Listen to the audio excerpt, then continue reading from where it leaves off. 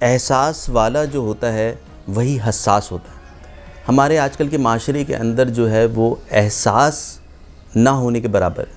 اسی وجہ سے آپ اگر دیکھیں تو دنیا میں جس طرح کے بھی حادثات و واقعات ہو رہے ہیں، ہمارے ایون کہ اپنے ملک میں، اپنے شہر میں، اپنی گلی کے اندر،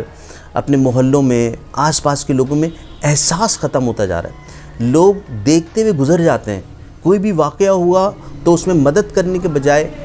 اور آگے بڑھنے کے بجائے ہم ویڈیوز بنانا شروع کر دیتے ہیں۔ میں نے خود اپنی آنکھوں سے دیکھا ہے کہ مطلب میں ایک چیز یہ کہتا ہوں کہ یا تو آپ نہ رکیں اور آپ نکل جائیں تاکہ پیچھے آنے والوں کو رستہ ملے۔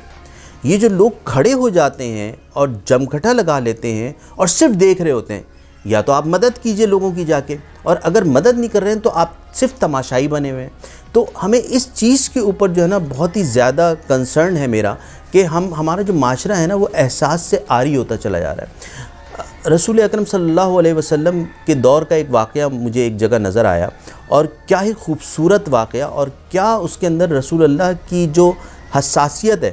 جو ان کا احساس کرنا ہے،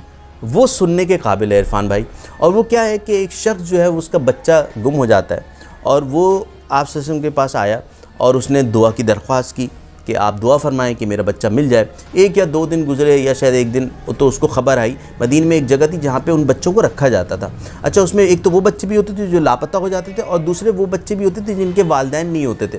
تو ان کو وہاں پہ جو ہے اس جگہ پہ رکھا جاتا تھا۔ تو آپ صلی اللہ علیہ وسلم سے اس نے کہا کہ آپ میرے ساتھ حضور چلیے تاکہ ہم اپنے بچوں کو جا کے وہاں سے لے سکیں۔ تو آپ صلی اللہ علیہ وسلم اس کے ساتھ چل پڑے۔ اچھا،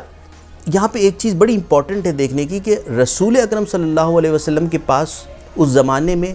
ایک عام آدمی سے لے کے ہر شخص کی ودن ریچ تھے آپ، یعنی کہ جو جس وقت چاہے وہ آپ صلی اللہ علیہ وسلم میں آ کے مل سکتا تھا اور اپنی بات کہہ سکتا تھا۔ آج کل کے دور میں ایسا نہیں ہے، جو بڑا ہے، جو بادشاہ ہے، یا جو کسی بھی بڑے رتبے یا عہدے کے اوپر ہے، تو اس کے اوپر ایزی ایکسیس نہیں ہے عام عوام کا، وہ لوگ نہیں پہنچ سکتے، وہ کسی نہ کسی کے تھرو پہنچتے ہیں، اور جب تک اس کا معاملہ ختم ہو چکا ہوتا ہے۔ تو آپ صلی اللہ علیہ وسلم چل پڑے۔ اچھا، اس موقع پہ جو گفتگو ہے نا، جو اس بیچ کے رستے کے، جس میں ایک باپ رسول اکرم صلی اللہ علیہ وسلم کے ساتھ ہے اور آپ صلی اللہ علیہ وسلم اس کے ساتھ کیا گفتگو فرما رہے ہیں، وہ سننے کے لائق ہے۔ اور وہ کیا ہے کہ آپ چلتے جا رہے ہیں اور اس سے فرما رہے ہیں کہ دیکھو، جب تم وہاں پہنچو تو ایک تو تم اللہ کا شکر ادا کرنا کہ اللہ رب العزت نے تمہیں اس مشکل سے وقت سے نکالا کہ تمہارا بچہ غائب ہو گیا تھا اور تمہیں وہ بچہ مل گیا۔ اور دوسری بات، جب تم وہاں پہنچو تو وہاں چونکہ اور بھی بہت سارے بچے ہوں گے، تو تم نے وہاں پہ جا کے لفظ بیٹا نہیں کہنا ہے،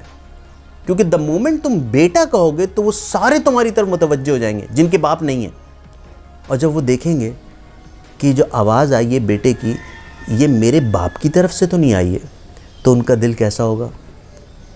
ناظرین کرام، صرف ایک لمحے کو سوچیے کہ کیا میرے نبی کی کیا سوچ تھی کہ دوسرے کا دل نہ دکھے، دوسرے بچے کا دل نہ دکھے، اور آپ نے اس کو یہ تلقین کی اور کہا کہ بیٹا مت کہنا، بلکہ اس کو اب جو تمہارے بیٹے کا نام ہے اس سے اس کو بلانا،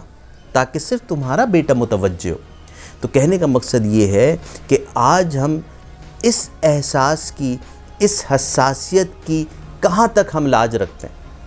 کیا ہم ایک دوسرے سے بات کرتے وقت اس چیز کا خیال رکھتے ہیں کہ پتہ نہیں میری یہ جو الفاظ ہیں یہ اس کے دلوں پہ کیا اثر ڈال رہے ہوں گے؟ جو میں نے یہ بات کسی بھی شخص کو، کسی خاتون کو، کسی کو بھی کہہ دی تو ان کو اس کے کیا اثرات ہوئے ہوں گے؟ تو حساسیت اور احساس وہ چیز ہے جو کہ ہمارے اندر سے بتدریج ختم ہوتی جا رہی ہے۔